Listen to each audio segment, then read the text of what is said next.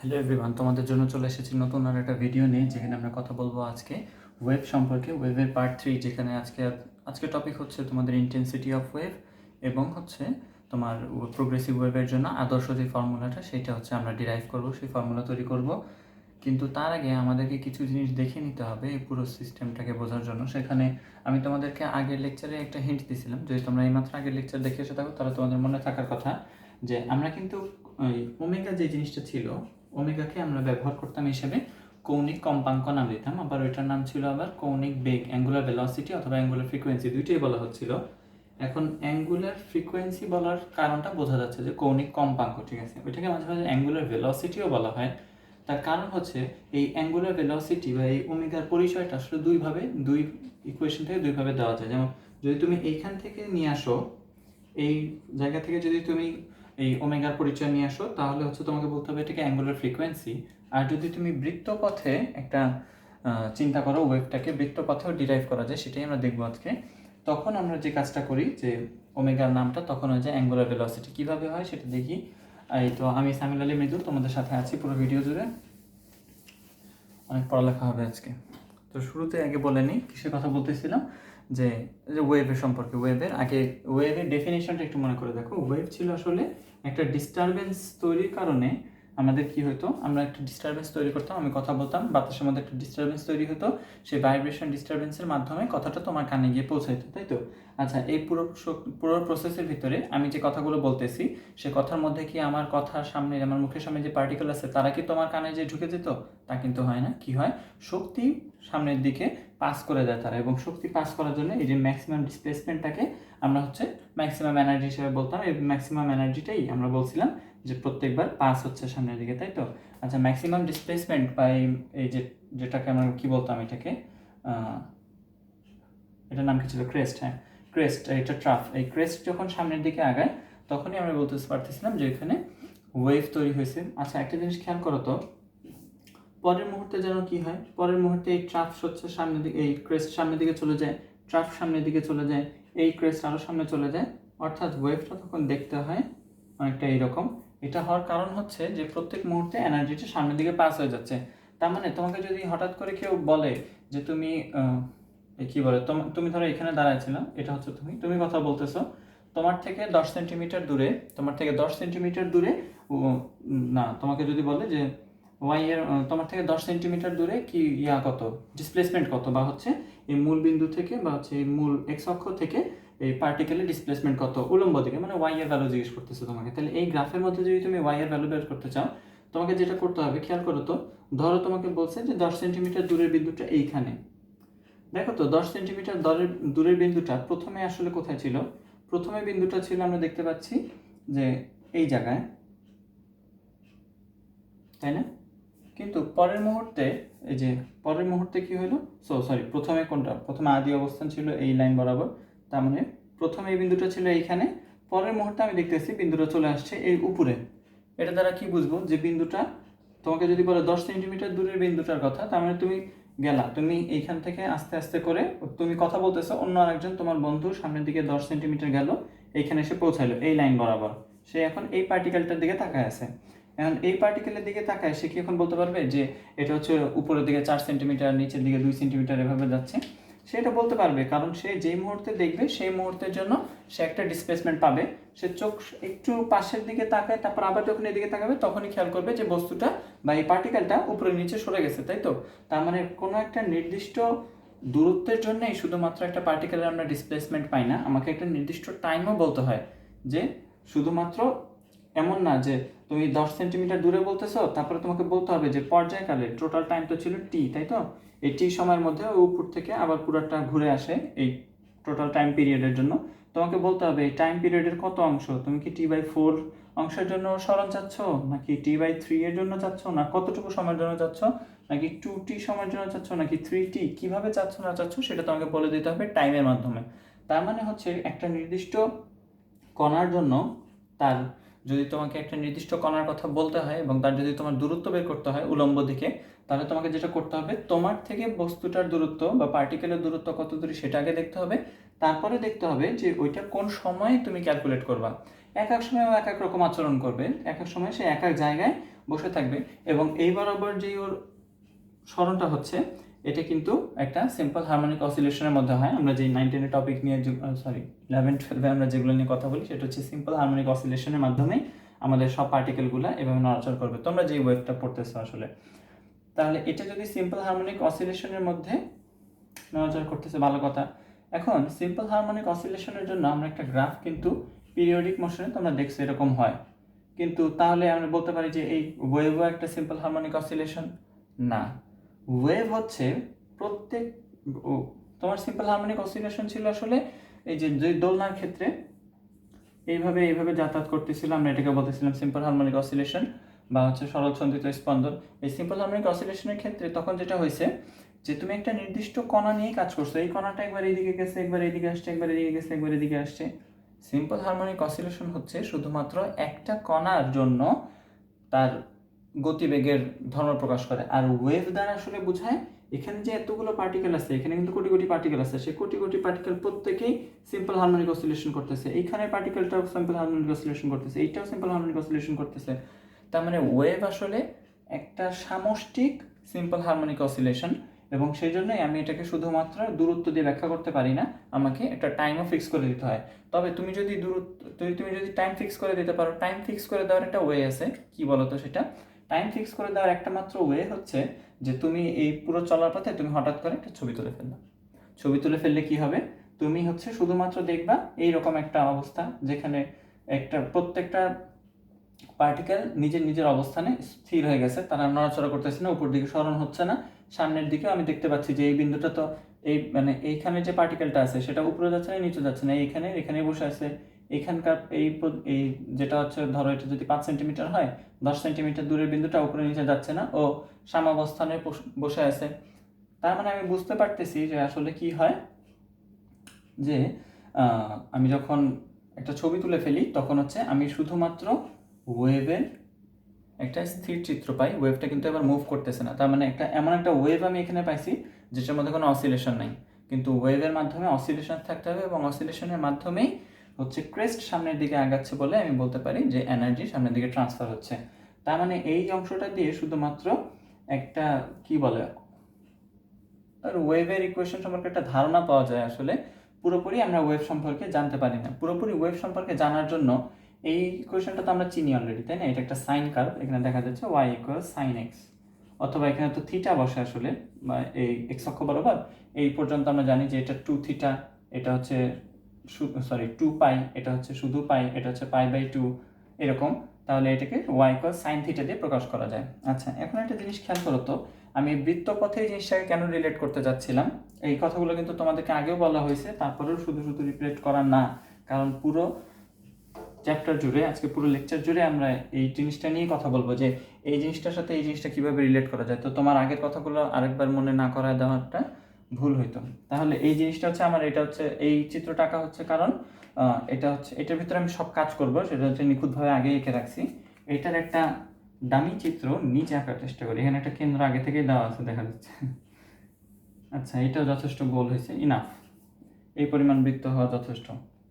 কিন্তু এটা সার্কেলের মনে হচ্ছে কেন্দ্রটা এখানে। আচ্ছা, কেন্দ্র যদি এইখানে হয়, এবার তোমাকে আমি এমন একটা পথের কথা বলতেছি যে ধরো এখানে একটা নির্দিষ্ট বিন্দু আছে ও, সাপোজ ও, এই বিন্দুকে কেন্দ্র করে তুমি কি করতেছো, এটা যদি একটা নির্দিষ্ট বিন্দু ও হয়, তুমি এই বিন্দু তুমি হচ্ছে এইখানে ছিলা, তুমি কি করছো, তুমি পুরো বৃত্তপথে ঘুরপাক খাচ্ছ, এবং এই মোশনটা তুমি যেই পথে ঘুরতেছো এইটাকে আমি বলতেছি সার্কুলার মোশন বা ঘূর্ণায়মান গতি, যেখানে কি হয় একটা নির্দিষ্ট সময় পর পর তুমি একটা নির্দিষ্ট বিন্দুকে অতিক্রম করতেছো। যদি তুমি পিরিয়ডিক মোশনের ধারণা দিয়ে এটাকে প্রকাশ করতে চাও, দেখি এটা পিরিয়ডিক মোশনের ক্ষেত্রে মেলে কিনা। পিরিয়ডিক মোশনের জন্য শর্ত ছিল যে তোমাকে হইতে হবে কি, একটা নির্দিষ্ট সময় পর পর একটা নির্দিষ্ট বিন্দুকে অতিক্রম করবে একটা নির্দিষ্ট দিক থেকে, সেটা ছিল আমার জন্য পিরিয়ডিক মোশন। হ্যাঁ, আচ্ছা, শুধুমাত্র পর্যায়বৃত্ত গতি, সরল ছন্দিত স্পন্দন না, কিংবা হচ্ছে তোমাকে অন্য কোনো পর্যায়বৃত্ত, শুধুমাত্র পর্যায়বৃত্ত গতির জন্য কি হয় যে একটা নির্দিষ্ট বিন্দুকে একটা নির্দিষ্ট দিক থেকে বারবার অতিক্রম করো। এই কাজটাই তুমি করতেছো, তুমি এইবার এই দিক দিয়ে ঘুরতেছো, ঘুরে ঘুরে ঘুরে ঘুরে আবার এই বিন্দু দিয়ে অতিক্রম করতেছো। কিন্তু আমি না বলছিলাম যে এখানে প্রত্যেকটা পার্টিকেল সিম্পল হারমোনিক অসিলেশনে থাকে, তাহলে এটা আমি কিভাবে ব্যাখ্যা করতে পারি? এর মধ্যে এখানে তো একটা দিককে বারবার অতিক্রম করতেছে, একটা জিনিস খেয়াল করো, তুমি যদি এই পয়েন্টটার মানে প্রত্যেকটা বিন্দু যে তুমি এভাবে ঘুরতেছিলা, এবার তুমি যদি এখানে একটা এক্স অক্ষ এবং একটা ওয়াই অক্ষ কল্পনা করো, তুমি এখান থেকে একটা অসাধারণ জিনিস পাবা। সেটা হচ্ছে তুমি প্রত্যেকটার বিন্দুর জন্য যদি এক্স অক্ষ ওয়াই অক্ষ বরাবর এটাকে ভাগ করা হয়, তাহলে এটা যদি 0 হয়, এই পাশে হচ্ছে আমার এক্স পজিটিভ, এই পাশে হচ্ছে আমার এক্স নেগেটিভ, এক্স প্রাইম, এটা ওয়াই প্রাইম, আর এটা হচ্ছে ওয়াই, তাই তো? আচ্ছা, তুমি যদি একটা নির্দিষ্ট পজিশনের জন্য ধরো তুমি হচ্ছে এইখান থেকে যাত্রা শুরু করে তুমি টি সেকেন্ড পরে এখানে এসে পৌঁছাইছো, একটা কথা মনে করে দিই আবার, সেটা হচ্ছে যে এইটার জন্য আমি বলছিলাম যে তুমি একটা নির্দিষ্ট সময় পর পর এই বিন্দুতে ঘুরে এসে পৌঁছাচ্ছিলাম। তুমি কিন্তু একটা ঘূর্ণায়মান গতিতে পৌঁছাচ্ছিলে, সেটা হচ্ছে নির্দিষ্ট সময় পর পর। তার মানে তোমার পুরো পথের জন্য তোমার কিন্তু কৌণিক বেগটা সেম। প্রত্যেকবার তোমার কিন্তু কৌণিক বেগ চেঞ্জ হচ্ছে না, কৌণিক বেগ সেমই আছে। তুমি হচ্ছে ধরো টু পাই পরিমাণ কৌণিক সরণ হচ্ছে, তো সেটা ধরো তুমি 10 সেকেন্ড পর পর অতিক্রম করতেছো।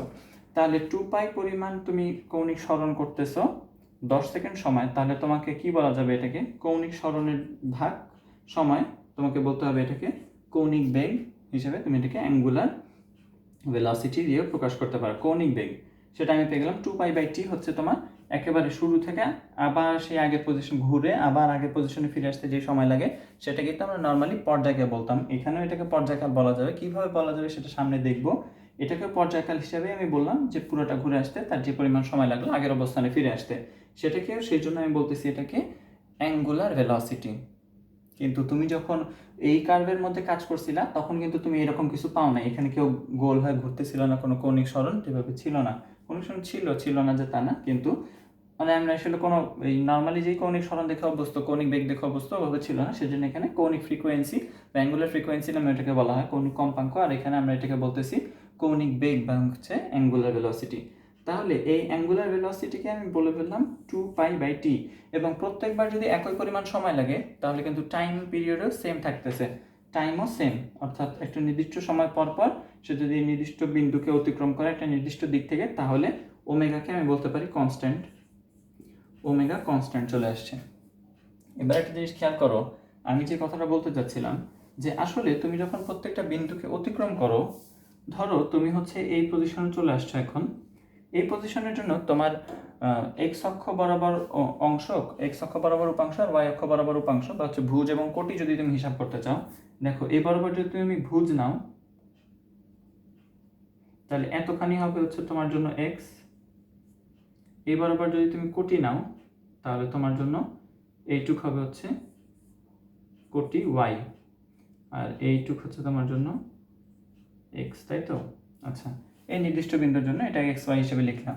পরের মুহূর্তে কি হবে? পরের মুহূর্তে দেখো এক্স অংশটাকে যদি তুমি বাদ দাও, আর এক্স নিয়ে আপাতত কথা বলি, আমরা ওয়াই দিয়ে শুধুমাত্র দেখলে আমাদের জন্য ইজি হবে বোঝাটা। আচ্ছা, পরের মুহূর্তে তুমি হচ্ছে বিন্দুটা নিয়ে এখানে পৌঁছা যাবা, তাহলে এইখানে এবার ওয়াই এর জন্য কত হবে? কোটি। এই পর্যন্ত এখানে কোটি চলে আসছে, এবার মান চলে আসছে এই জায়গায়, তাই তো? তারপরে তুমি যখন আবার এইখানে চলে আসছো ঘুরে, পুরোটা ঘুরে আবার এখানে চলে আসলা, এবার তুমি ওয়াই এর মান পাইলা এই জায়গায়। তারপরে তুমি এখানে চলে আসলা, তুমি আবার ওয়াই এর মান পাইলা এই জায়গায়। দেখো তুমি যখন একেবারে যাত্রা শুরু করছিলে এখানে, এইটার জন্য কিন্তু তোমার ওয়াই এর ভ্যালু 0 ছিল, এবারও তোমার এই পজিশনে ওয়াই এর ভ্যালু 0। তারপরে তুমি আবার এখানে আসলা, তোমার ওয়াই এর ভ্যালু এখানে -1 2 কিছু একটা, এখানে আসলাম -2 3 কিছু একটা, এখানে আসলা, দেখো এটা কিন্তু আবার পিক পয়েন্ট। তোমার এই উপরেও যত পর্যন্ত উঠছিল এই পজিশনে আসার পরে নিচেও সেই দিকেই মাইনাস পরিমাণ যাবে। তারপরে সে হচ্ছে আবার এদিকে আসলো, এই প্রত্যেকটার জন্য আমি হচ্ছে কি পাচ্ছি? কোন কি বলে এটাকে ওয়াই অক্ষ বরাবর সরণ পাচ্ছি, এবার নেগেটিভ দিকে। তারপরে এখানে এটার জন্য এদিকে, এটার জন্য এখানে, এটার জন্য এখানে। পুরো পথে তুমি যখন একটা সার্কুলার মোশনে ঘুরতেছো, এই রাস্তা বরাবর এই ওয়াই অক্ষ বরাবর বিন্দুটা কিভাবে নড়াচড়া করতেছে সেটা খেয়াল করো। যে প্রথমে তুমি যখন ছিলা তখন ছিল এই জায়গায়, তারপর এইখান থেকে এই পর্যন্ত যখন আসছো তখন বিন্দুটা উপরে উঠছে। তারপরে তুমি যখন এইখান থেকে আবার নিচে নামছো, এই ওয়াই বিন্দুটাও নিচে নামছে। তারপরে তুমি যখন এইখান থেকে এখানে আসলা, এই বিন্দুটাও এখানে আসলো। তুমি যখন এই বিন্দু থেকে আবার আদি অবস্থানে পৌঁছে গেলা, তখন বিন্দুটা উপরে চলে আসলো। তার মানে কি ফলো করতেছে কোন জায়গাটা? ওর পথটা হচ্ছে এরকম একটা পথ। এবার দেখো তো এই পথটা যে ও বারবার উপরে নিচে যাতায়াত করতেছিল, এই পথটার জন্য এই 0 হচ্ছে একটা গড় পজিশন বা মিন পজিশন। এখানে যে 0টা আছে এটা হচ্ছে মিন পজিশন বা হচ্ছে সাম্যাবস্থা হিসেবে আমরা এটাকে উল্লেখ করতে পারি। কারণ হচ্ছে তুমি যদি কি করতে পারো, যে ধরো একটা নির্দিষ্ট বিন্দুকে একটা নির্দিষ্ট দিক থেকে বারবার করে অতিক্রম করতেছে, কিন্তু খেয়াল করো প্রথমে যখন উপরে উঠলো এই বিন্দুটাকে, এই জিরো বিন্দুটাকে ও অতিক্রম করতেছে উপরের দিক থেকে, একটা নির্দিষ্ট সময় পরে সে আবার একই বিন্দুতে ফেরত আসে, এবার সে অতিক্রম করতেছে উল্টা দিক থেকে। বুঝতে পারছি ব্যাপারটা? তাহলে একটা নির্দিষ্ট সময় পর পর সে কিন্তু অসিলেট করতেছে এবং তার জন্য প্রত্যেকবার এই বিন্দুটা অতিক্রমের জন্য দিক ভিন্ন হচ্ছে। আচ্ছা, এবার দেখি তো এটার জন্য টাইম পিরিয়ড বা হচ্ছে তুমি পর্যায়কালের সাথে জিনিসটাকে রিলেট করতে পারো কিনা। আমার জন্য পর্যায়কালের সূত্রটা কি ছিল? পর্যায়কালের জন্য আমাকে বলা হয়েছিল যে এই নির্দিষ্ট বিন্দু থেকে আবার পুরো রাস্তা ঘুরে সে যখন আবার একই পজিশনে আসবে এবং দিকও যখন একই দিকে হবে, সেই পুরো সময়টা এই পজিশন থেকে ঘুরে আবার এইখানে আসতে ওর যে পরিমাণ সময় লাগবে সেটাকে আমরা বলতাম পর্যায়কাল। যেখানে ওই জিনিসটার অবস্থান এবং দিক একই রকম, তখনই আমি সেটাকে ওই মাঝখানের যে সময়টুকু পার হয়ে যায় সেটাকে আমি পর্যায়কাল বলতাম। এখন খেয়াল করো তো, এই পুরো পজিশনটা উপরে যাবে, তারপর পুরোটা নিচে আসবে, আবার এখানে ফেরত আসবে, এটার জন্য যে সময় লাগবে সেটাকে আমি বলতেছিলাম টি বা পর্যায়কাল। আবার দেখো তো, এই পুরো মুহূর্তে যখন এই ওয়াইটা এরকম ট্রাভেল করে, আসলে এইখান থেকে এই পর্যন্ত যখন ট্রাভেল করতেছে তখন তোমার এই বিন্দুটা এই পুরো বৃত্তাকার পথে ঘুরে এখানে আসতেছে। এই পুরোটা ঘুরে যখন এখানে আসে তখন এই ওয়াইটা ঘুরে এইখানে আসে। এটাকে দেখো, আমি পুরোটা ঘোরার জন্য কি বলছিলাম, এটার জন্য অ্যাঙ্গুলার ভেলোসিটি ছিল ডাব্লিউ এবং এটার জন্য প্রয়োজনীয় সময় আমি হিসেবে বলছিলাম টি বা পর্যায়কাল। পর্যায়কাল কেন বলছি এবার দেখছো? এখানে ওয়াই অক্ষ বরাবর আসলে পর্যায়কাল বা অসিলেশনটা হচ্ছে শুধুমাত্র ওয়াই অক্ষ বরাবর। এবং এই ওয়াই অক্ষ বরাবর যদি তুমি এইভাবে হিসাব করতে থাকো তাহলে তুমি যেটা পাবা, এইখানকার এইটা পুরো রাস্তা ঘুরে আসতে যতটুকু টি লাগতেছে, এটা ঘুরে আসার জন্য ততটুকু টি লাগতেছে। এই জন্য একটা অসিলেশনের মধ্যে আসলে অ্যাঙ্গুলার ভেলোসিটিটা সেম থাকে, টাইম পিরিয়ডটা কনস্ট্যান্ট থাকে, কিন্তু দেখা যায় যে এইখানে আমি জিনিসটাকে চিন্তা করতেছি কিন্তু বেগটা ডিফারেন্ট হয়। ওর এইখানে যে বেগ, ওর এইখানের বেগটা কিন্তু আলাদা, আবার এখানের বেগ আলাদা, এখানের বেগ আলাদা, কিন্তু ওর জন্য কিন্তু কৌণিক বেগটা সবসময় কনস্ট্যান্ট। ওই জিনিসটা দেখাচ্ছিলাম যে এখানে পুরোটার জন্য কৌণিক বেগ কনস্ট্যান্ট হলেও ওর কিন্তু প্রত্যেক মুহূর্তে উপর থেকে নিচে এসে যাতায়াত করতেছে প্রত্যেকবার, তার জন্য বেগ ডিফারেন্ট হচ্ছে। এই পজিশনে সে যখন উপরে ওঠে তখন যে বেগ থাকে, এই পজিশনে যখন নিচে নামে তখন বেগ আলাদা থাকে। এখন একটা নির্দিষ্ট সময় যদি তুমি ওর জন্য এই ওয়াই এর মান বের করতে চাও, কি হবে দেখো তো।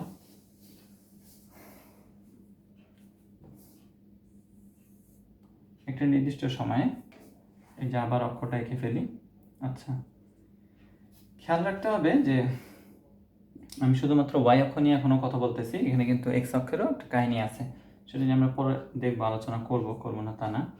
আচ্ছা, তাহলে এইখানে বিন্দুটা যে ছিল তাকে আমি বলতেছিলাম যে জিরো বিন্দু আছে এবং হচ্ছে সে হচ্ছে একটা নির্দিষ্ট, ধরো সে এই পজিশন থেকে এই পজিশনে চলে আসলো। হ্যাঁ, তোমার এই বিন্দুটা এখান থেকে এখানে চলে আসছে, তাহলে তোমার জন্য এক্স এবং ওয়াই এর মানগুলো কিরকম হয় দেখো তো। তোমার জন্য ওয়াই কতখানি, এতটুকু হচ্ছে তোমার জন্য ওয়াই, তাই তো, এতটুকু হচ্ছে তোমার ওয়াই। আচ্ছা, সেটা হচ্ছে তোমার ভার্টিক্যাল ডিসপ্লেসমেন্ট নিয়ে আমরা কাজ করি আসলে। তারপরে তোমাকে যদি এবার বলে যে এই ওয়াই এর জন্য একটা সমীকরণ তৈরি করো, যে ওয়াইটা আসলে চেঞ্জ হচ্ছে কিভাবে। আমি তো দেখছিলাম যে ওয়াই উপরে নিচে যাচ্ছে সময়ের সাথে সাথে, এটা অ্যাঙ্গুলার ভেলোসিটির সাথে একটা সম্পর্ক আমাকে তৈরি করতে বলছে আসলে। সেটা হিসেবে আমি প্রকাশ করতে পারি এভাবে যে ও এই বরাবর যে কোণটা আছে সেটা তো 0 ডিগ্রি, ও নিশ্চয় এইখান থেকে এই পর্যন্ত আসার সময় একটা কোণ তৈরি করছে এক্স অক্ষের সাথে, সেটা হচ্ছে থিটা। বুঝছি, ও যে পরিমাণ কোণ তৈরি করলো সেটাকে আমি বলতেছিলাম থিটা। আচ্ছা, এবার তুমি একটা কথা বলো তো আমাকে, যে ওর জন্য যদি আমি আমরা নর্মালি সূত্র হিসেবে কি জানি, যে নর্মাল সরণের জন্য সরণ সমান আমরা জানি হচ্ছে বেগ ইনটু সময়। যখন এই বেগটা কনস্ট্যান্ট বা হচ্ছে এই বেগটা যখন সমবেগ তখন। এখন তোমার যদি এই বেগের জায়গায় একটা কৌণিক বেগ বসায় দেওয়া হয় আর এই বরাবর যদি একটা টি দেওয়া হয়, তাহলে তুমি গুণ করে এখানে পাইছিলা রৈখিক বেগ গুণ সময় সমান ছিল হচ্ছে সরণ, এখানে হচ্ছে কৌণিক বেগ গুণ সময় তোমার জন্য কি হবে, কৌণিক সরণ থিটা, তাই তো। তার মানে এই যে থিটা হিসাবে তুমি পেয়ে যাচ্ছ যে ও কৌণিক সরণ কতখানি হয়েছে। ধরো এটা টি পরিমাণ সময় ও হচ্ছে এখানে আসছে, প্রয়োজনীয় সময় যদি হয় টি, তাইলে ওমেগা ইন্টু টি করে আমি হচ্ছে থিটাটা পেয়ে যাব। আচ্ছা, ওমেগা ইন্টু টি করে আমি থিটা পেয়ে যাব। এখন এইখান থেকে তুমি যদি বলো তাহলে এখান থেকে আমি আরেকটা লাইন টেনে দিই, এই লাইনটাও হচ্ছে ওয়াই এর সমান, যেহেতু এই দুইটা প্যারালাল। তাহলে এটা এক্স এবং ওয়াই, তাই তো? এক্স এবং ওয়াই বিন্দুর জন্য এই অংশটুকু আমার হচ্ছে এক্স, এই অংশটুকু হচ্ছে ওয়াই, এবং এটা হচ্ছে আমার থিটা। তাহলে এই সমকোণী ত্রিভুজের ভিতরে যদি তুমি একটা সাইন থিটা তৈরি করতে চাও, সাইন থিটা অ্যাপ্লাই করতে চাও, তাহলে কি লেখা যাবে? সাইন থিটা সমান তুমি লিখতে পারবা, সাইন থিটা সমান হবে, বলো তো, সাইন থিটা সমান হবে হচ্ছে বিপরীত বাহু, থিটার জন্য বিপরীত বাহু হচ্ছে ওয়াই, ভাগ হচ্ছে অতিভুজ, সাইন থিটার জন্য অতিভুজ এই বিন্দুটা লাগে। এখন এটা যদি এক্স হয়, এটা যদি ওয়াই হয়, এটা যদি 90 ডিগ্রি হয়, তাহলে এই অতিভুজকে আমি বলতে পারবো √x² + y², x² + y²। কিন্তু একটা জিনিস খেয়াল করো, এই x² এবং y² কিন্তু ছিল এই পুরো ব্যাসার্ধটা, বা এই বৃত্তের জন্য আসলে ব্যাসার্ধ x² + y²। এটা যখন এই পজিশনে চলে আসে, যখন তোমার এই বিন্দুটা এখানে চলে আসে, তখনও কিন্তু এই অতিভুজের মানটা সেমই থাকে। এই রেখাটা তো তখন এখানে চলে আসে, তাই না? তখন তোমার হচ্ছে কি হয়, এটাকে ম্যাক্সিমাম ডিসপ্লেসমেন্ট বলি না আমরা, এই পুরো অংশের জন্য এটাকে আমরা বলতাম ম্যাক্সিমাম ডিসপ্লেসমেন্ট, যে ও হচ্ছে যত বেশি উপরে উঠতে পারে সেটাকে আমরা বলতাম হচ্ছে ম্যাক্সিমাম ডিসপ্লেসমেন্ট। তাহলে এইখানে যে আর আছে, বা এই বৃত্তটার যে ব্যাসার্ধ, সেটাকে যদি তুমি আর বলতে চাও, এই পুরো ব্যাসার্ধটাকে যদি তুমি আর বলো, তাহলে এইটাকেও তুমি বলতে পারবা আর, এবং ব্যাসার্ধটা দিয়ে আসলে প্রকাশ করা হচ্ছে যেহেতু, তাহলে হচ্ছে আমি x² + y² না লিখে আমি এখানে শুধুমাত্র আর লিখে দিলাম। তাহলে এইখান থেকে কি লেখা যায় বলো তো? y = r × sin theta, r × sin theta. তাহলে এবার তুমি কি করো, যে থিটা এর বদলে কি বসাই দিবা? ওই যে থিটা এর বদলে আমরা কৌণিক সরণ সমান পাইছি, কৌণিক বেগ গুণ সময়। তাহলে থিটা এর বদলে তুমি বসাই দিবা r sin ωt। আচ্ছা, r sin ωt আমি পেয়ে গেলাম হচ্ছে, এগুলো কিন্তু একটা নির্দিষ্ট সময়ের জন্য। দেখো এখানে কিন্তু আমি আসলে টাইম ফ্রিজ করে দিছি, একটা নির্দিষ্ট টি সময় যাওয়ার পরে সবকিছু ফিক্সড, তারপরে এক্স এবং ওয়াই এর মান, থিটা এর মান, ωt এইসব দিয়ে আমি কাজ করতেছি। এখানে কিন্তু আমি টিটাকে রানিং রাখি নাই। টি রানিং রাখলে কি হবে, সেটাই হচ্ছে আমাদের আলটিমেট ইকুয়েশন। কিন্তু আপাতত আমরা দেখতেছি শুধুমাত্র সময়কে স্থির করে দেওয়ার পরে আমি এক্স এবং ওয়াই এর ভ্যালুগুলোকে কিভাবে কাজে লাগাতে পারি, আমি ওয়াই কিভাবে নির্ণয় করতে পারি যদি আমার জন্য কি সেম হয়, আমার জন্য যদি কি বলে এটাকে, টাইমটা স্থির হয়ে থাকে, তখন আমি কিভাবে কাজ করব। তাইলে এখন এই যে আর আছে, আরকে আমি বলতেছি ম্যাক্সিমাম ডিসপ্লেসমেন্ট, তাই তো? Maximum displacement, vertical displacement maximum. এবং এই গ্রাফের জন্য দেখো, এই গ্রাফটা আসলে দেখতে এরকমই, y = sin থিটা, এই গ্রাফেতেও এটা ছিল, দেখো আবারও মিলে গেছে, তোমার y = r sin থিটা আসছিল, r sin থিটা, এই আর জিনিসটা আসছিল। যখন তুমি আসলে sin থিটা এর ভ্যালু, যদি তুমি থিটা এর ভ্যালু সর্বোচ্চ কত হতে পারে, মানে sin থিটার সর্বোচ্চ মান কত হতে পারে? 1, তাই না? তাহলে y এর সর্বোচ্চ মান বোঝা যাচ্ছে এখানে 1। তাহলে তুমি যদি নর্মাল কেস নিয়ে কাজ করো, তখন হচ্ছে এটার মান 1 পাবা। কিন্তু তুমি যদি এখানে একটা নির্দিষ্ট অ্যামপ্লিটিউড বা হচ্ছে বিস্তার বসায় দাও, তাহলে এইখানে যে বিস্তার হবে সেটাই ওর জন্য ম্যাক্সিমাম বিস্তার, এই লাইনটা দিয়ে বোঝানো হবে। এবং এইখানে যে ম্যাক্সিমাম ডিসপ্লেসমেন্ট, এই ম্যাক্সিমাম ডিসপ্লেসমেন্ট কিন্তু আসলে একই জিনিস। আমি আসলে যে কাজটা করছি, এই বিন্দুটাকে বা এই অংশটাকে, এই বৃত্তচাপটাকে আসলে তুলে এনে এখানে বসায় দিছি। তাহলে এই জিনিসটা অনেকটা সার্কুলার হয়ে গেছে, পুরোপুরি সার্কেল হয় না, অনেকখানি সার্কুলার হয়ে গেছে। তখন হচ্ছে আমি এই জিনিসটা কিভাবে ব্যাখ্যা করতেছি আসলে। কিন্তু তুমি বলো তো, এইটা যদি তোমার জন্য ম্যাক্সিমাম ডিসপ্লেসমেন্ট হয়, সেটাকে তুমি নর্মালি অ্যামপ্লিটিউড বা হচ্ছে বিস্তার বলো। তাহলে এটাকে আর হিসেবে না লিখে এটাকে আমি বলে দিচ্ছি, এটা হচ্ছে অ্যামপ্লিটিউড বা হচ্ছে বিস্তার। তাহলে y = আমি পেয়ে গেলাম কি, y = a sin omega × t, a sin omega t হচ্ছে তোমার জন্য বিস্তার। এখন তোমরা এটা দেখে থেকে বেশি অভ্যস্ত এই জিনিসটা দেখে, যে y = sin ওমেগা t + ডেল, এই জিনিসটা কিন্তু তোমরা দেখছো। এখন এই ডেল এই ইকুয়েশনের মধ্যে কিভাবে আচরণ করবে সেটা একটু বলি। ডেল এই ইকুয়েশনের মধ্যে আচরণ করবে হচ্ছে, ভালোই বৃত্ত আঁকতে পারি আমি। যদি তোমার এই যাত্রা শুরু হয়েছিল কিন্তু আগের বার এই বিন্দু থেকে, তাই না? তোমার যাত্রা যদি আবার এখান থেকে না শুরু হয়, এখান থেকে শুরু হয়, তারপরে টি সময় পরে তার জন্য সরণ হবে এই পর্যন্ত, কৌণিক সরণ, এটাকে বলতেছি আমি টি, বা থিটা সমান হচ্ছে আমার জন্য ওমেগা টি, তাই তো? আর আসলে তখন ওয়াই এর ভ্যালু কত হবে? এটা কি বেশি হয়ে গেল? তখন ওয়াই এর ভ্যালু কত যখন এই পজিশনে আছে? তখন কিন্তু ওয়াই এতখানি, তাই না? ওয়াই এই পর্যন্ত। এখন তোমাকে হচ্ছে এই পুরো কোণটা হিসাব করতে হবে, কিংবা হচ্ছে এই পুরো কোণের জন্য দেখো তো তোমাকে এই থিটাটা নিতে হবে, ও না, কি বলতেছি, চিত্রটাই ঝামেলা করে ফেলছে আসলে। চিত্রটা একটু বড় করি।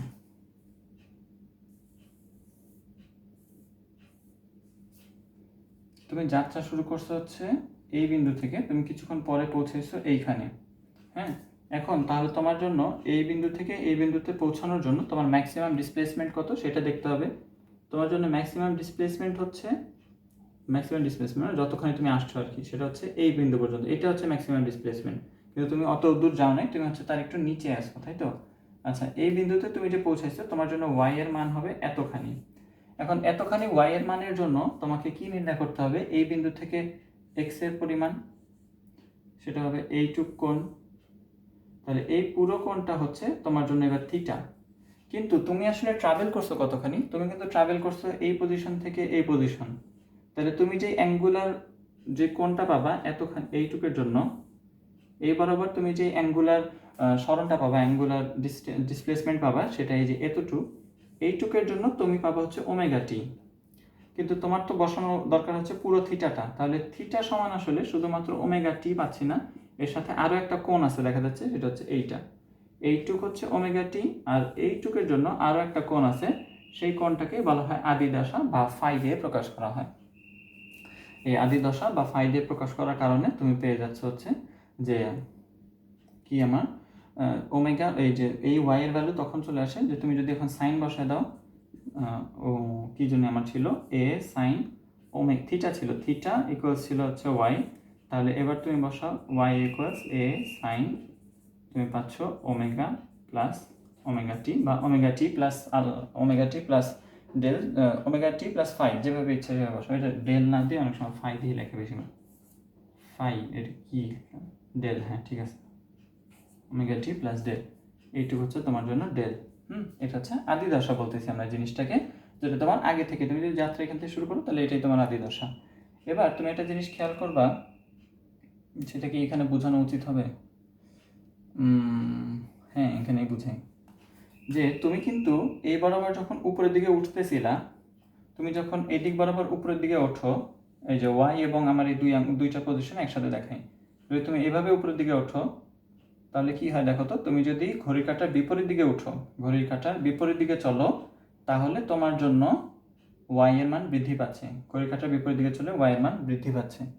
এখন তুমি যদি এক্স এবং ওয়াই একসাথে কনসিডার করতে চাও, এক্স এবং ওয়াইকে একসাথে কনসিডার করার অর্থ হচ্ছে যে তোমার কিন্তু আগের বারে টাইম ইন্ডিপেন্ডেন্ট করে দিয়েছিলাম, এবার যদি আমি টাইম ডিপেন্ডেন্ট করে দিই পুরো সমীকরণটাকে, তার মানে হচ্ছে তোমাকে এখন কাজ করতে হবে যে সব কিছু চলতেছে, সব কিছু যদি এভাবে চলতে থাকে, এই পুরোটা যদি এভাবে ঘুরতে থাকে, যদি এভাবে চলতে থাকে, তারপর এই পুরো পজিশনে আবার নামলো, তারপরে কি হবে, এইখান থেকে আবার নামবে, তারপর আবার উঠবে, এই পুরো প্রসেসটা যখন একসাথে চলতে থাকবে তখন শুধুমাত্র ওয়াই অক্ষ বরাবরই চেঞ্জ হবে না, ওয়াই অক্ষ বরাবর চেঞ্জ হবে, হ্যাঁ ওয়াই অক্ষ বরাবর চেঞ্জ হচ্ছে, কিন্তু তার সাথে সাথে দেখো তো এই বিন্দুটা যখন প্রত্যেকবার ওয়াই এর মান চেঞ্জ করে, প্রত্যেকবার ওয়াই এর মান চেঞ্জের সাথে তার কিন্তু এক্স এর ভ্যালুও চেঞ্জ হয়।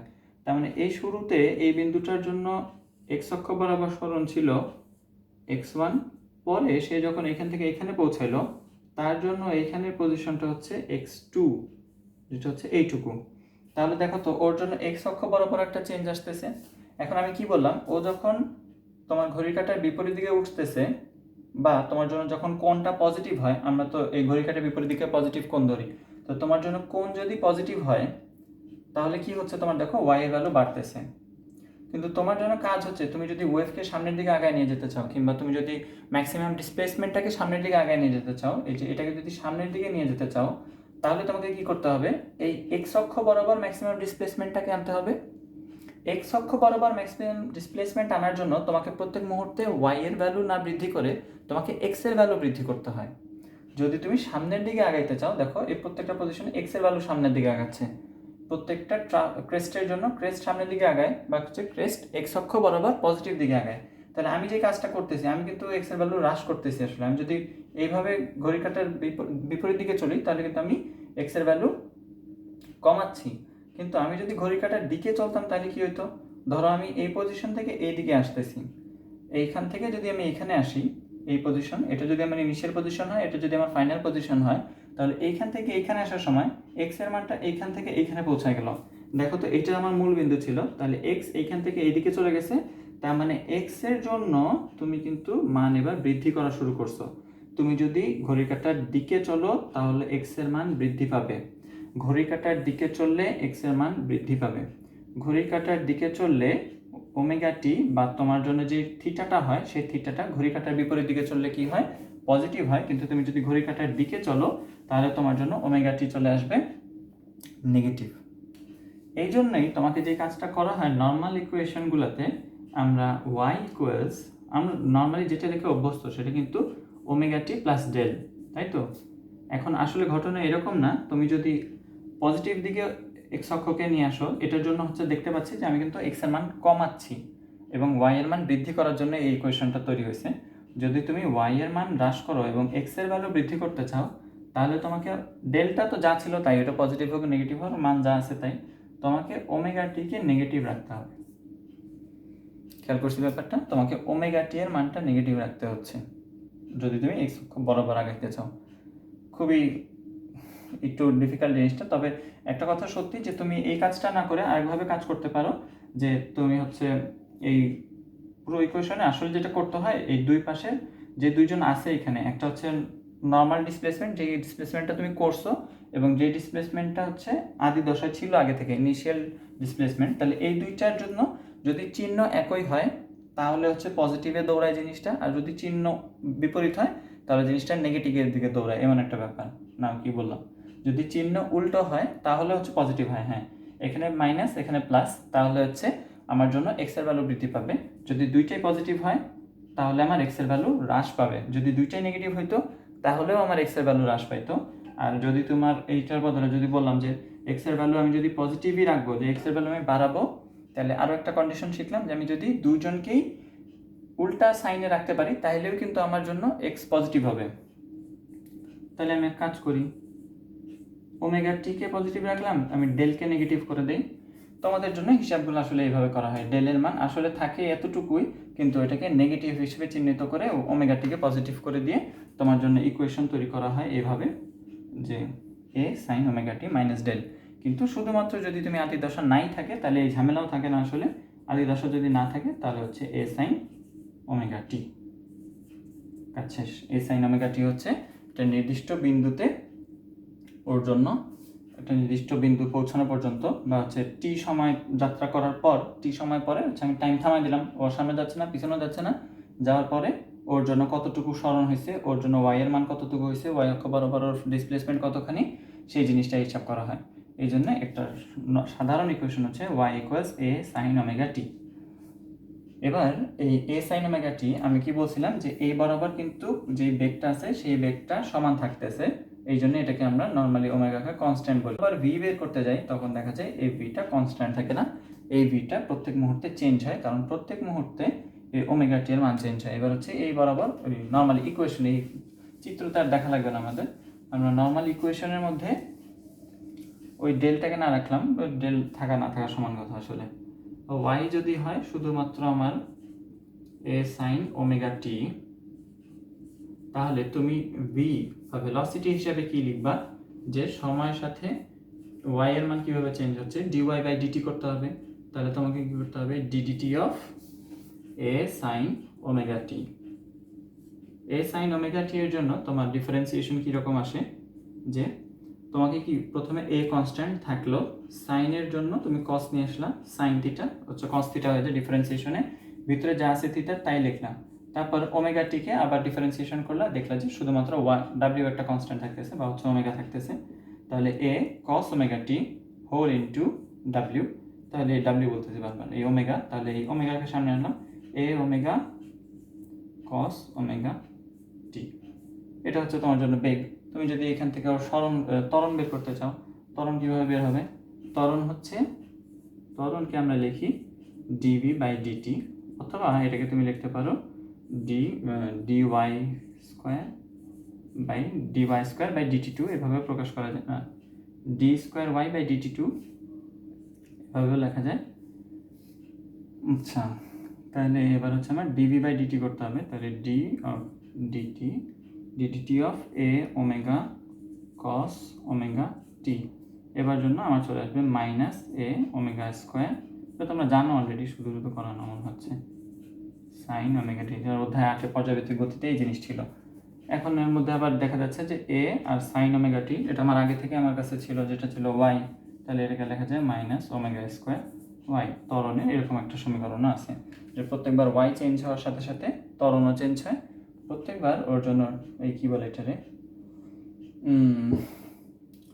এইখানেও তোমার টি চেঞ্জ হওয়ার সাথে সাথে তোমার জন্য হচ্ছে টি এর সাথে সাথে পজিশনগুলো চেঞ্জ হচ্ছে, পজিশন চেঞ্জের সাথে হচ্ছে ভেলোসিটিও চেঞ্জ হতে থাকবে। এই জিনিসই হচ্ছে ওর ত্বরণ, এবং হচ্ছে ওর জন্য ত্বরণের জন্য দুইটা পাই, এটারও আছে, এটারও দুইটাই আছে, এটা যে একটা তা না। এটার আর একটা ভি হচ্ছে তোমরা জানো অলরেডি, এটা ওমেগা ইন্টু এ স্কোয়ার মাইনাস ওয়াই স্কোয়ার, এটা না? হ্যাঁ, এটি omega into root over a square minus Y square. এই দুইটা ইকুয়েশন প্রত্যেকের দুইটা করে তুমি হচ্ছে কি পাই যাও ওর জন্য। এটার জন্য সর্বোচ্চ বেগ সর্বনিম্ন বেগ কত হয় সেটা তোমরা আগেও করে আসছো, এই বৃত্তের সাথে এটা কীভাবে রিলেট করা যায় সেটা নিজেরা দেখে নিতে পারবা। আমি এবার চলে যাই তরঙ্গের তীব্রতা বা ইন্টেন্সিটি নিয়ে। ভয়ঙ্কর একটা টপিক কথা বলতে যাচ্ছি, যেখানে আমার এই জিনিসটা তো কাজে লাগবে না, না থাকুক, বৃত্তটা অনেক সুন্দর করে আঁকছি, জায়গাটাকে নষ্ট করতে যাচ্ছি না। তোমার জন্য তরঙ্গের তীব্রতার জন্য একটা সংজ্ঞা তোমাদের জানতে হবে। সংজ্ঞাটা হচ্ছে অনেকটা কি ছিল, যে তীব্রতা হচ্ছে তরঙ্গ সঞ্চালনের পথে লম্বভাবে অবস্থিত একক ক্ষেত্রফলের মধ্যে দিয়ে যে পরিমাণ শক্তি প্রবাহিত হয়। খুবই বাজে একটা সংজ্ঞা, তার থেকে ভালো আমরা একটু সহজভাবে জিনিসটাকে বলার চেষ্টা করি। সংজ্ঞায় যখন বলবো তখন আমি যখন প্রমাণই করতেছি তাহলে সংজ্ঞাটা একটু লিখে নিই। তরঙ্গের জন্য তীব্রতা, তরঙ্গের তীব্রতা বের করবো, the intensity of the wave, সেটা হবে কীরকম, যে একক ক্ষেত্রফলের মধ্য দিয়ে, একক ক্ষেত্রফলের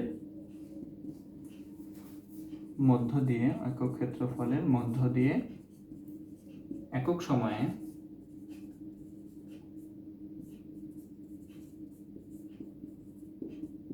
প্রবাহিত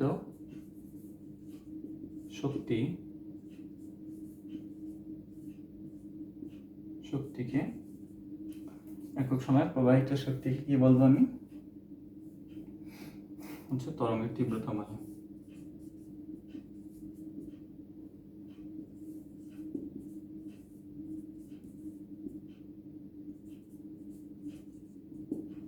তরঙ্গের তীব্রতা এটা হচ্ছে নর্মাল সংজ্ঞা। এটার সাথে একটু ইকুয়েশন তৈরি করার চেষ্টা করি, যে তরঙ্গের তীব্রতা বা ইন্টেন্সিটিকে নর্মালি আই দিয়ে প্রকাশ করা হয়। আচ্ছা, আই দিয়ে প্রকাশ করছি। এখন আমার কাজ হচ্ছে যে একক ক্ষেত্রফলের মধ্যে দিয়ে একক সময়ে শক্তি স্থানান্তর করতে হবে। শক্তি স্থানান্তরিত হবে বা এনার্জি স্থানান্তরিত হবে একক সময়ে বলছে। প্রথমে হচ্ছে একক ক্ষেত্রফলের মধ্যে দিয়ে, একক ক্ষেত্রফল মানে হচ্ছে এরিয়া দিয়ে ভাগ হবে, একক সময় মানে টাইম দিয়ে ভাগ হয়ে যাবে, এবং এটা সমান হচ্ছে ইন্টেন্সিটি বলা হয়েছে, তাহলে এ ইন্টু টি। ওকে, হয়ে গেল। আচ্ছা, এইটা হচ্ছে তোমার জন্য তরঙ্গের কিসের সংজ্ঞা, তীব্রতার সংজ্ঞা। এখন এই তীব্রতার এটা কিন্তু একটা ইকুয়েশন, এটা ম্যাথ আসতে পারে, এটাকে একটু সাজায় গোছায় লিখতে চাই আমি। সেটা হচ্ছে যে এইখানে যে তুমি ইটা লিখছো সেটা বলা হচ্ছে যে প্রবাহিত শক্তিকে তরঙ্গের তীব্রতা বলে। তরঙ্গ যে পরিমাণ শক্তি প্রবাহিত করে, কিংবা তুমি এটাকে বলতে পারো যে ওই নির্দিষ্ট বিন্দুটা একক সময়ে একক ক্ষেত্রফলের মধ্যে দিয়ে নিজে যে পরিমাণ বিভব শক্তি অর্জন করে।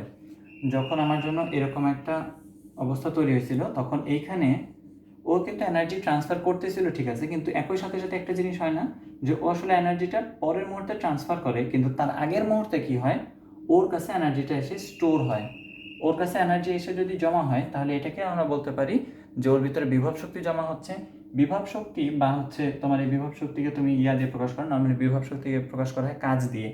তাহলে তুমি যদি এখানে ই এর বদলে কাজ লেখো, বা হচ্ছে এইখান থেকে এই পজিশনে আসতে যে পরিমাণ কাজ সম্পন্ন হলো সেই জিনিসটাই তো। তাহলে এটাকে যদি তুমি লেখো ডাব্লিউ, এটাকে যদি লেখো এ, আর এটাকে যদি লেখো টি, এবার খেয়াল করো তো এখানে ডাব্লিউ বাই টিটাকে কি রাখা যায়, ডাব্লিউ বাই টি ছিল আমার জন্য পাওয়ার বা ক্ষমতা, আর নিচে থাকতেছে তোমার জন্য এ বা এরিয়া। এই সূত্রটা ক্ষমতা ভাগ এরিয়া, এই সূত্রটা কোথায় কাজে লাগে, এটার একক দেখে আমি একক বোঝা যাচ্ছে যে ওয়াট পার মিটার স্কোয়ার। তোমার জন্য যদি ইন্টেন্সিটির ইয়া বলে একক জিজ্ঞেস করে, তোমার হিসাব ব্যবহার করবো হচ্ছে ওয়াট পার মিটার স্কোয়ার হিসেবে, ওই এককেই দেওয়া থাকে। আর এই যে পি বাই এ, নর্মালি এই ই বাই এটি এটা ইউজ হয় না, এটা ইউজ হয় হচ্ছে তুমি যখন ইকুয়েশন ডিরাইভ করো তখন। আর এইটা ইউজ হয় কখন, সেটা হচ্ছে ধরো তুমি একটা ফাঁকা মাঠের ভিতরে কিংবা হচ্ছে যে কোনো একটা ফাঁকা জায়গায় তুমি একটা এখানে তুমি একটা সাউন্ডের কি বলো, ধরো একটা স্পিকার রেখে দিছো অথবা একটা ঘন্টা রেখে দিছো। এই হচ্ছে তোমার এই ঘন্টাটা, এটা কি ঘন্টার মতো দেখতে হয় না যদিও। ধরো এই ঘন্টাটা রেখে দিছো, এই ঘন্টাটা এখন যদি সাউন্ড তৈরি করা শুরু করে তাহলে কি হবে, ও হচ্ছে বাইরের দিকে সাউন্ড প্রডিউস করবে। আচ্ছা খেয়াল করো যে তোমাকে যদি দেওয়া হয় যে তুমি এইখানে একটা, এটা হচ্ছে ঘন্টা, এখানে ঘন্টাটা সাউন্ড তৈরি করতেছে, সাউন্ড আসলে কোন দিকে পৌঁছাবে বলো তো? সাউন্ড কি শুধুমাত্র ওই দিকে যাবে, নাকি আমার দিকে আসবে, নাকি তোমার দিকে পৌঁছাবে, নাকি বোর্ডের দিকে যাবে? সাউন্ড কিন্তু চারিদিকেই ছড়ানো শুরু করবে। এবং প্রত্যেক মুহূর্তে সাউন্ড হচ্ছে কিভাবে হয়, মানে সাউন্ড ছড়ায় কিভাবে, যেমন তুমি পুকুরের মাঝ বরাবর পানি একটা যখন ফেলো, কি বলে, একটা যখন ইটের টুকরা ফেলো কিংবা কোনো জিনিস ফেলো, সেটা যেমন চারিদিকে ছড়ায় পড়ে, চারিদিকে লেয়ারটা ছড়ায় পড়ে, ঠিক সেমনভাবে বা হচ্ছে একটা ওয়েভ বা তরঙ্গ যেভাবে ছড়ায় পড়ে, এইখানে তুমি যখন একটা সাউন্ড একটা ফাঁকা জায়গায় তৈরি করতেছো, তার জন্য আসলে চারিদিকে সাউন্ডটা ছড়ায় পড়তেছে। কিছু জিনিস আছে যারা হচ্ছে শুধুমাত্র নির্দিষ্ট একটা দিকে তরঙ্গ তৈরি করতে পারে, কিন্তু তুমি যেটা রাখছো সেটা হচ্ছে একটা মাঝ বরাবর তৈরি করছো। নর্মাল ঘন্টা যদি এভাবে রিং করা হয়, আওয়াজ করানো হয়, তাহলে হচ্ছে চারিদিকে শব্দটা ছড়ায় দেয়। এবং ছড়াইটা কিভাবে আসলে ছড়ায়, আসলে একটা গলীয় তলে, ও কিন্তু নর্মালভাবে ছড়ায় না, ওটা একটা গলীয়ভাবে ছড়ায়। যেমন আমি যদি নর্মালি একটা পৃষ্ঠের উপরে রাখি, তোমার মনে হবে কি যে পৃষ্ঠের নিচে দিয়ে তো আসলে ইয়াটা যাবে না, ধরো এখানে রাখছি, ও কিন্তু নিচের দিকে আওয়াজটা পৌঁছাচ্ছে না, নিচে মাটি আছে, ওর আওয়াজটা কোথায় পৌঁছাবে, ওর আওয়াজ ওর চারপাশের মানুষজন শুনতে পাবে, তার মানে ও বৃত্তাকার পথে ছড়াচ্ছে। আবার আর একটা কাজও হবে, দেখো তো, ওর উপর দিয়ে যদি কেউ একটা পাখি উড়ে যায়, ওই সেই পাখিওটাও কিন্তু আওয়াজটা শুনতে পাবে। তার মানে হচ্ছে ওর উপর দিয়ে পাখি উড়ে গেলে পাখি আওয়াজ শুনতে পাচ্ছে, তার মানে সাউন্ড শুধুমাত্র এই চারপাশে ছড়াচ্ছে না, ও কিন্তু উপরেও যাচ্ছে।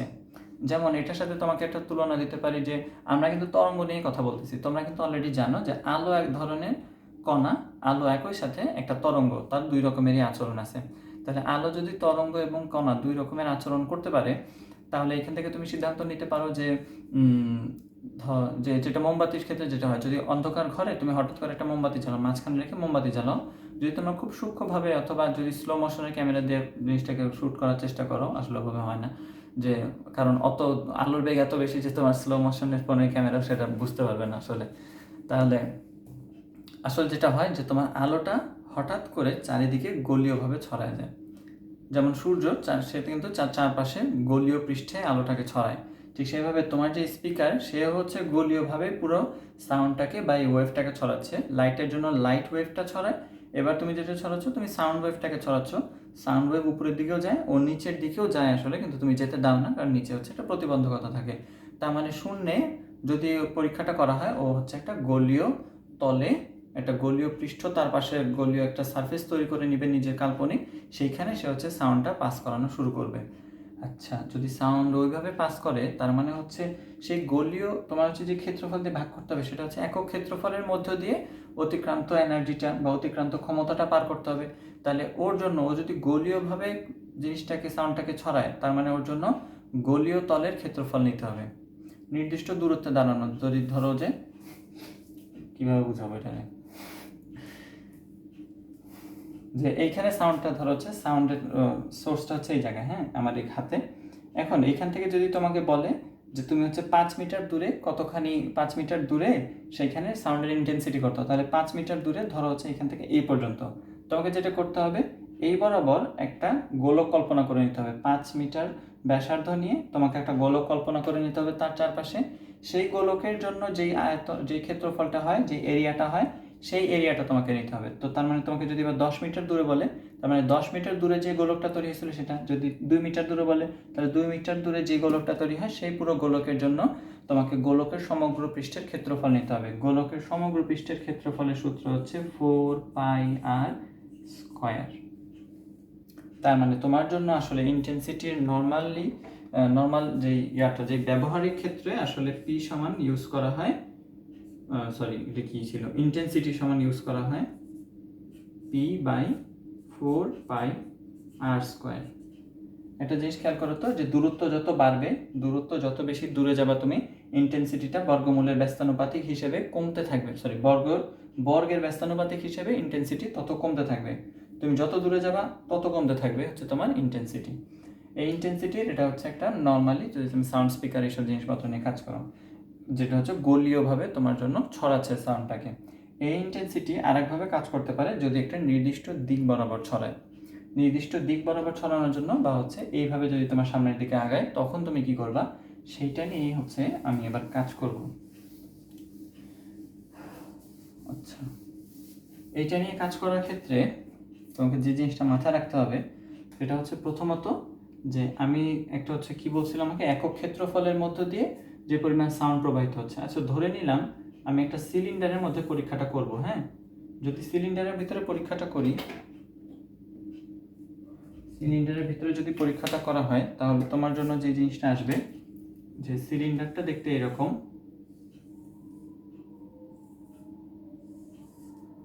এটা না রাখি, এটা বিরক্ত করতেছে, কাজ করতে পারতেছি না। তাহলে সিলিন্ডারের মধ্যে দিয়ে যদি তোমার সাউন্ড ওয়েভ পাস হয়, তোমার ধরো এইখানে হচ্ছে সোর্সটা আছে, সোর্স হচ্ছে সাউন্ড পাস করবে, সোর্সের জন্য সে সাউন্ড পাস করে কীভাবে, সাউন্ড বা যে কোনো ধরনের তরঙ্গ সে পাস করতেছে এর ভিতর দিয়ে। এখন এর ভিতর দিয়ে যে সাউন্ড পাস করবে, আমরা জানি যে শক্তি বা হচ্ছে এনার্জি, আমাদের যে কাজটা করতে হবে যে আমাদের একক ক্ষেত্রফলের মধ্যে দিয়ে প্রবাহিত শক্তি হিসাব করতে হবে। বা আমার জন্য কি ছিল যে আই সমান ছিল E/A/T। তাহলে আমি যে একক ক্ষেত্রফলের কথা বললাম সেটা হচ্ছে এই একক ক্ষেত্রফল, এই বস্তুটার জন্য এই যে প্রস্থচ্ছেদের যে ক্ষেত্রফলটা, এই যে সিলিন্ডারটা, সেই সিলিন্ডারের প্রস্থচ্ছেদের ক্ষেত্রফল হিসেবে তুমি পেয়ে গেলা। সিলিন্ডার হিসেবে একটা ভালো উদাহরণ আছে আমার কাছে।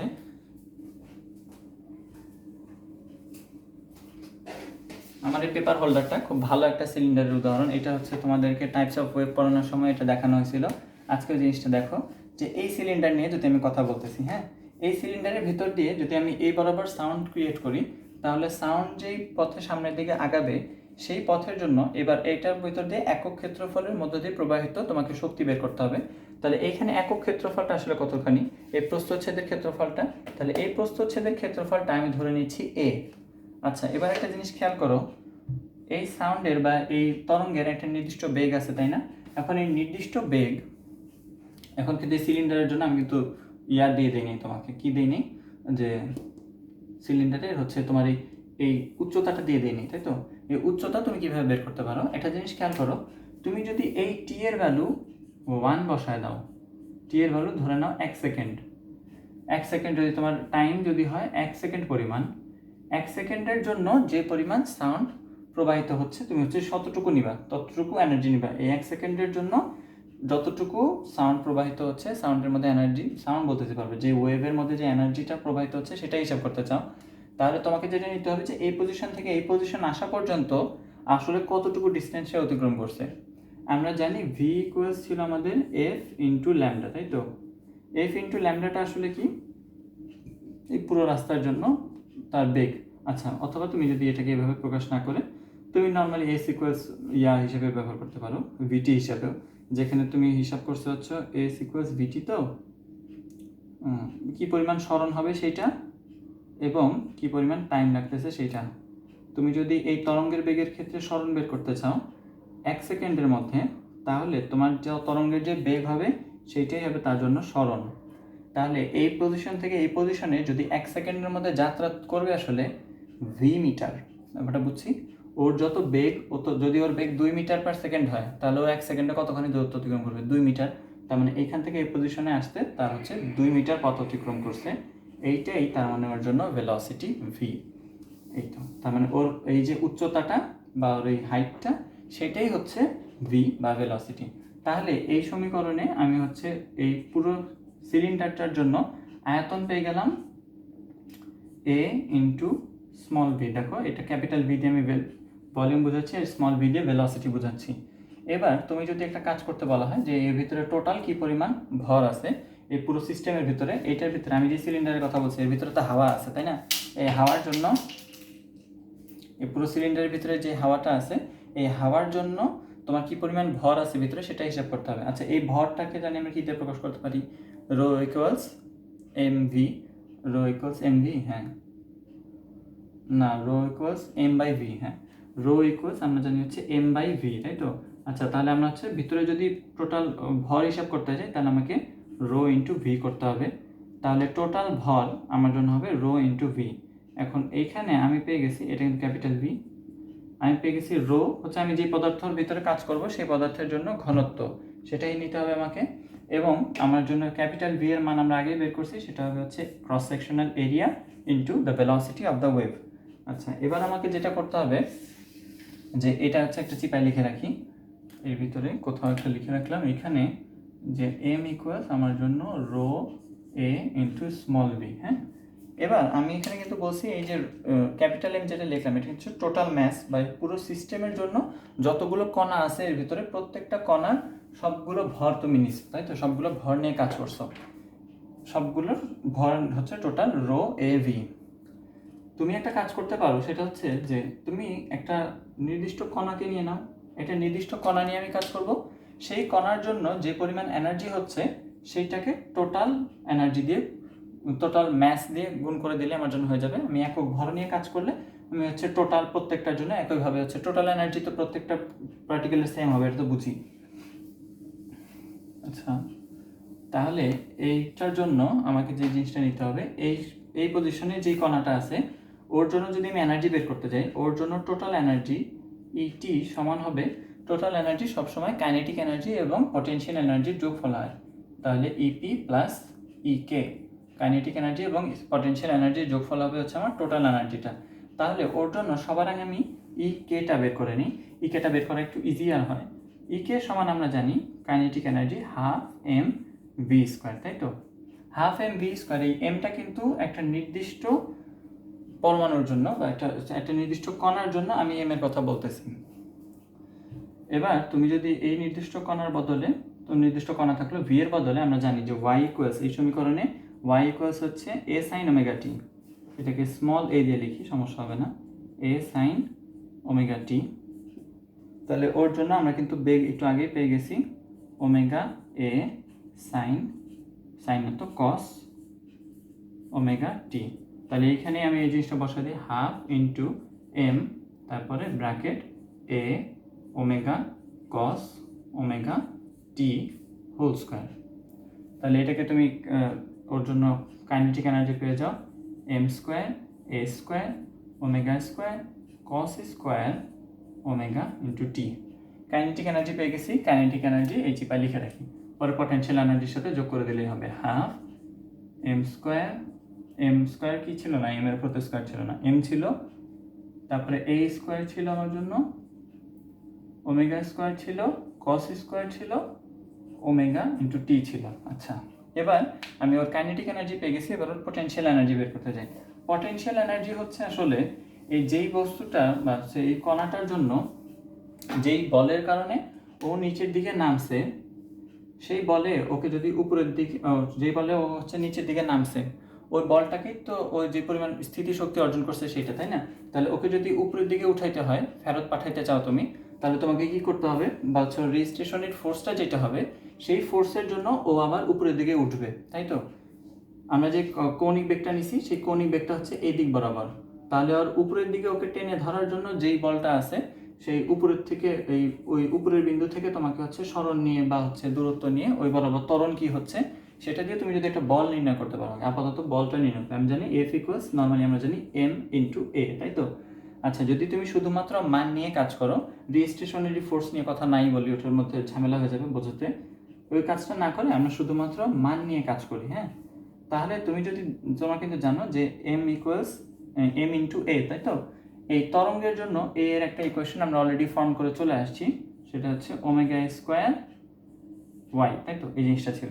আচ্ছা, এই ওমেগা স্কোয়ার ওয়াইটা এভাবেই থাকুক। এবার আমরা একটা কাজ করতে চাই যে কাজের কি সমীকরণ ছিল,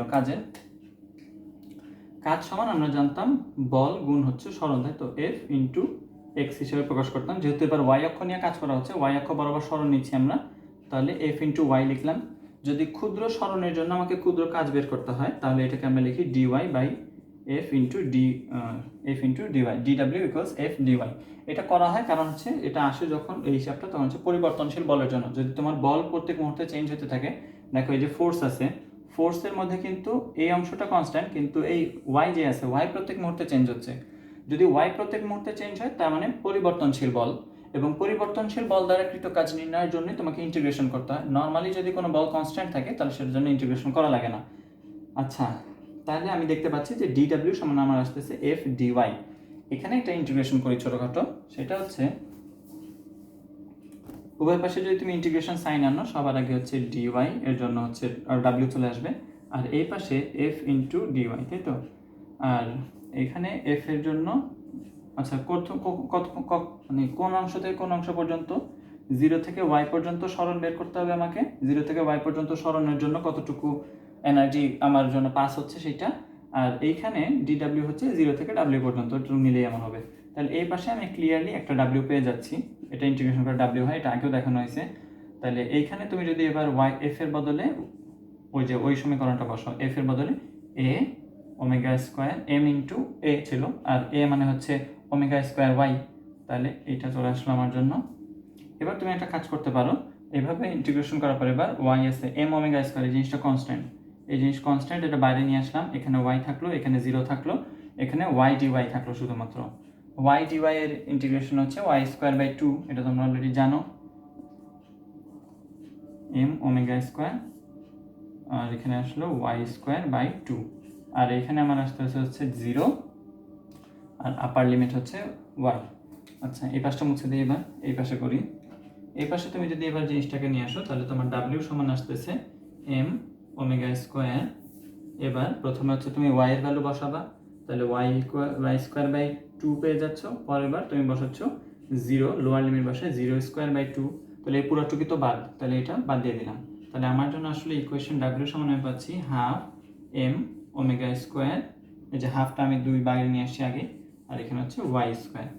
এখন খেয়াল করো তো, আমি এই জিনিসে একটা w পেয়ে গেছি, বা হচ্ছে w বা e K equals to w, ওর জন্য কৃত কাজ যেহেতু w, তাই তো, সরি ই কে না, তো এটা হচ্ছে ইপি, পটেনশিয়াল এনার্জি হচ্ছে আমার জন্য কৃত কাজ। তাহলে পটেনশিয়াল এনার্জি আমি পেয়ে গেছি half m omega square y square, আর ই কে আমি পেয়ে গেছিলাম half m a square omega square cos square omega T. এখানে দেখো কোনো y এর টার্ম নাই, তাহলে y এর টার্ম যদি এখানে না থাকে, এখানে y রাখার আমার কোনো মানে আছে? এখানে আমি y না রেখে আমি যেটা করব, y এর বদলে আমরা কি জানি, y সমান আসলে একদম শুরুতে ছিল a sin ওমেগা টি, তাই তো। এখানে আমি a sin ওমেগা টি এর মান বসাই দেব, তাহলে omega square a sin omega T, এটার যদি পুরোটার উপর স্কোয়ার আসে, a স্কোয়ারের উপর স্কোয়ার, sin এর উপরে একটা square, omega square a square sin square omega T. দেখো আমি এবার ই কেও পেয়ে গেছি, এটা ছিল আমার জন্য ই কে পাইছি, সরি ইপি পেয়ে গেছি, পটেনশিয়াল এনার্জি, এটা পাইছি হাফ m a স্কোয়ারটা আগে লিখি, ওটার সাথে মিল রেখে omega square sine square omega T. আচ্ছা, পুরো জিনিস হইলো। এবার আমার জন্য টোটাল এনার্জি যেন কি ছিল, বা এই বিন্দুর জন্য শুধুমাত্র টোটাল এনার্জি যদি আমি বের করি, আমি তো একটা বিন্দুর জন্য বের করলাম এতক্ষণ ধরে, এই একটা বিন্দুর জন্য যদি তুমি এবার টোটাল এনার্জি বের করতে যাও, E T of one particle will be E P plus E K, তাই তো, বিভব শক্তি এবং গতিশক্তির যোগফল। তাহলে এই দুটার জন্য তুমি দেখো হাফ এবং হাফ কমন আছে, এম আছে দুইটার ভিতরে, a স্কোয়ার ওমেগা স্কোয়ার দুইটাতেই আছে। তাহলে এই পুরো অংশটাকে আমি কমন নিয়ে ফেলি, half m omega square a square, তারপরে আর কি আছে, হ্যাঁ এইটুকুই। তারপরে তোমার জন্য এক্সট্রা অংশটুকু হচ্ছে তুমি যদি কমন নিয়ে লিখতে পারো cos স্কোয়ার ওমেগা টি প্লাস সাইন স্কোয়ার ওমেগা টি। এখন তোমরা এটা সবাই জানো sine square theta plus cos square theta সমান কি চলে আসে, 1 চলে আসে। তাহলে তোমার জন্য total energy at a certain point of a certain particle হবে হচ্ছে half m omega square a square. এখন তুমি এভাবে কাজ না করে, এটাকে এভাবে না রেখে তুমি একটা জিনিস করতে যাচ্ছ কি, তুমি এই এমটা ছিল হচ্ছে একটা নির্দিষ্ট ভরের জন্য, একটা নির্দিষ্ট কণার জন্য, একটা নির্দিষ্ট কণা যার ভর ছিল এম। পুরো সিস্টেমের জন্য তুমি যদি এবার কাজ করতে চাও, তোমাকে নিয়ে আসতে হবে, দেখো পুরো সিস্টেমে এরকম অসংখ্য কণা আছে না, টোটাল কণা যদি হয় তোমার এন সংখ্যক, ধরো এন সংখ্যক কণা আছে, তাহলে এই এন সংখ্যক কণার জন্য তুমি হচ্ছে প্রত্যেকের যদি তুমি যোগ করো, প্রত্যেকের যদি তুমি এবার শক্তিগুলো যোগ করো, তোমার সামনে চলে আসবে যে টোটাল এনার্জি, একেবারে গ্র্যান্ড টোটাল এনার্জি তোমার জন্য আসবে হচ্ছে half into m omega square a square into n, যদি এন সংখ্যক তোমার কাছে কণা থাকে, তাই তো? তাহলে এন সংখ্যক কণা হচ্ছে তোমার যদি প্রত্যেকটা এরকম একই রকমের পার্টিকেল, পুরো সিস্টেমের মধ্যে একই রকমের ঘনত্ব যদি আমি কনস্ট্যান্ট ধরছি, তার মানে প্রত্যেকে একই রকমের পার্টিকেল দিয়ে তৈরি পুরো সিস্টেমটা, বা ওই যে আমার ওই পেপার হোল্ডারের ভিতরে যে বায়ুটা ছিল সেটার মতোই ব্যাপারটা। তাহলে তুমি যদি এম ইন্টু এন করো, তুমি কি পাবা দেখো তো? একটা পার্টিকেলের ভর এম, এন সংখ্যক পার্টিকেলের ভর হবে এই পুরোটার ভিতরে যতগুলো পার্টিকেল আছে সবার টোটাল ভরটাকে তো আমি ক্যাপিটাল এম বলছিলাম। তাহলে এই এম ইন্টু এম গুণ করে তুমি লিখতে পারো M omega square A square. হয়েছে? এবার খেয়াল করো, তুমি কিন্তু এম এর জন্য একটা মান পেয়ে গেছিলা, এম এর একটা ভ্যালু পেয়েছিল তুমি রো এ ইন্টু ভি। এটার কই লিখবো এখন? এটাকে এই লাইন মুছে ফেলি। এবার আমি টোটাল এনার্জি, একেবারে টোটাল এনার্জি সমান লিখতে পারি, টোটাল এনার্জি হচ্ছে এম এর বদলে আমি লিখবো হচ্ছে রো এ ভি, তাই তো? Half into rho A V, তারপরে হচ্ছে আমার জন্য ওমেগা স্কোয়ার এ স্কোয়ার। বুঝছো ব্যাপারটা? আই হোপ তোমরা সবাই বুঝতে পারছো। খেয়াল করি আমাদের জন্য সূত্রটা কি ছিল, half rho A V omega square A square. ঠিক আছে, হ্যাঁ, এটি হচ্ছে আমার জন্য আলটিমেটলি টোটাল এনার্জি এর জন্য সূত্র। যেখানে আমি কি করছি, প্রথমে আমি টোটাল ম্যাস একটা ধরে নিয়েছিলাম, তারপরে আমি নির্দিষ্ট একটা পার্টিকেল নিয়ে কাজ করছি যার ভর ছিল স্মল এম এর জন্য আমি একটা ইকে বের করছি, একটা ইপে বের করছি, তারপর সেটাকে যোগ করে আমি পেয়ে গেছি half M square M omega square A square. M যদি আমার প্রত্যেকটা কণা, সবগুলো কণা যদি আমি নিই, তাহলে হচ্ছে টোটাল এনার্জি এন দিয়ে গুণ দিলে পাওয়া যাবে। এই এম ইন্টু এন ছিল আসলে আমার টোটাল ভর লিখে ফেললাম। টোটাল ভরের বদলে যদি তুমি এবার ওই যে বের করছিলে যেটা ওমেগা রো এ ভিটা বসে দিলে, এখন প্রত্যেকটা পজিশনের জন্য এদের দেখো প্রত্যেকটার একটা নাম কি, এটা হচ্ছে তুমি যেই পদার্থ নিয়ে কাজ করতেছো, যে ওয়েভ যেই জিনিসটার ভিতর দিয়ে ওয়েভটা পাস করতেছে, সেই ওয়েভের হচ্ছে তোমার এই পার্টিকেলগুলা, তার জন্য ঘনত্ব ডেনসিটি, এটা দিয়ে বোঝাবে হচ্ছে এরিয়া, ক্রস সেকশনাল এরিয়া, যদি তোমার একদিক বরাবর লিনিয়ারি মোশনটা হয়। আর যদি তোমার ছড়ায় পড়ে জিনিসটা, তাহলে কিন্তু তোমার জন্য এইভাবে হবে না, এটা কিন্তু আমরা একটা নির্দিষ্ট দিকে ওয়েভটা যাচ্ছিল সেই হিসাবে ধরে নিছি। আর যদি তোমার চারিদিকে ছড়ায় পড়ে, সেটার জন্য P/4πr², যেটা আগে দেখানো হয়েছে। এটা হচ্ছে এরিয়া ক্রস সেকশনাল, এটা হচ্ছে ভেলোসিটি অফ দ্য ওয়েভের ভেলোসিটি ভি। ওমেগা এটা কি ছিল আমার অ্যাঙ্গুলার ভেলোসিটি। এই অ্যাঙ্গুলার ভেলোসিটির মধ্যে আবার কাহিনী আছে, অ্যাঙ্গুলার ভেলোসিটি আর এইখানে হচ্ছে আমার জন্য কি বলে এটাকে, বিস্তার বা হচ্ছে অ্যামপ্লিটিউড। এটা করে আমি পেয়ে গেলাম হচ্ছে আমার ইন্টেন্সিটির ইকুয়েশনটা। এখন এই ওমেগার বদলে তুমি দুই রকমের মান বসায় পুরো সমীকরণটা চেঞ্জ হয়ে যায়। ওমেগা সমান তুমি বসাতে পারো 2π/t, পর্যায়কালের সাথে সম্পর্ক তৈরি করে 2π/t করলে ইকুয়েশনের চেহারা একরকম হবে। তুমি যদি এর ভিতরে 2π × f বুঝাও, 2π × f লিখি আমি, এটাকে অনেক সময় নিউ দিয়ে প্রকাশ করে অনেকে, ফ্রিকোয়েন্সি হিসাবে আমার এফ লিখবো, আমার সমস্যা কি তার মধ্যে, অথবা ইটা দিয়ে অনেকে লেখে, দরকার নেই, আমি এফ দিয়ে ফ্রিকোয়েন্সি বোঝাচ্ছি। তাহলে 2π × f দিয়ে আমি হচ্ছে এখানে আরও একটা অন্যরকম ইকুয়েশন পাবো, কিন্তু মাদার ইকুয়েশন আসলে এইটাই যেটা আমরা তৈরি করলাম এই মাত্র। কীভাবে তৈরি করছি পুরো জিনিসটা দেখছো, যদি না বুঝি আবার দেখবো। এবার আমার জন্য ইন্টেন্সিটির কাজ শেষ। এবার আমি যেটা করব সেটা তোমাদেরকে বের করতে হবে। এবার হচ্ছে ওই যেই মাদার ইকুয়েশন ছিল, ওই বৃত্তটা, বড় বৃত্তটাকে এবার হচ্ছে আমরা কাজে লাগানোর চেষ্টা করব। তো চলো শুরু করা যাক সেইটা। মাঝখানে একটু আমরা হালকা ব্রেক নিয়ে নিই। আচ্ছা, আমরা ছোট্ট একটা ভুল করে ফেলছি এই জায়গায় আসলে, যে আমরা বলছি যে এনার্জি, টোটাল এনার্জি কিন্তু আমরা বের করছি, আমরা টোটাল এনার্জিটাকে ইন্টেন্সিটি বলে ফেলতেছিলাম, এখানে ছোট্ট একটা ভুল হয়ে গেছে আমার জন্য। কিন্তু আসলে এনার্জির ইকুয়েশন ছিল বা ইন্টেন্সিটির ইকুয়েশন ছিল আমার জন্য E/A × T। সেইখানে তুমি কিন্তু শুরুতেই T = 1 ধরে নিছিলা, যেটার জন্য তুমি পুরোটা লেন্থ পাইছিলা V, তাই তো? তো সেইখানে তোমার জন্য এখন ইকুয়েশনটা তার মানে থাকবে শুধুমাত্র E/A, T এর ভ্যালু 1 বসায় দিয়েছো তুমি। তার মানে তুমি যদি ইন্টেন্সিটি বের করতে চাও, তোমাকে পুরো সমীকরণটাকে A দিয়ে ভাগ করতে হবে। তাহলে তুমি যদি উভয় পাশে এখন A দিয়ে ভাগ করো, দেখো কি চলে আসে। উভয় পাশে তুমি A দিয়ে ভাগ করার ফলে এটা I সমান লিখতে পারো, এই যে A এবং এই A কাটা চলে যাবে, তোমার জন্য থাকবে half rho V omega square A square. এটা হচ্ছে তোমার জন্য ইকুয়েশন। আর তুমি যদি এটাকে ফ্রিকোয়েন্সি দিয়ে প্রকাশ করো, তাহলে বলছিলাম, আবারও বলে দিই, এটা তখন তো দেখাইনি, ওমেগা তারপরে 2πf ফ্রিকোয়েন্সি দিয়ে লিখলে ইন্টু এ স্কোয়ার। আর যদি তুমি এটাকে টাইম পিরিয়ড দিয়ে লিখতে চাও, রো ভেলোসিটি 2π/t আর হচ্ছে হোল স্কোয়ার, তার উপরে একটা ওমেগা।